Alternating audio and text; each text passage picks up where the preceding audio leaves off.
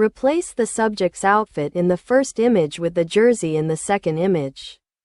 Preserve the subjects from the first photo facial features, identity, expression, skin texture, and overall appearance exactly as they are in the subjects from the first photo, ensuring that his face remains recognizable and unchanged.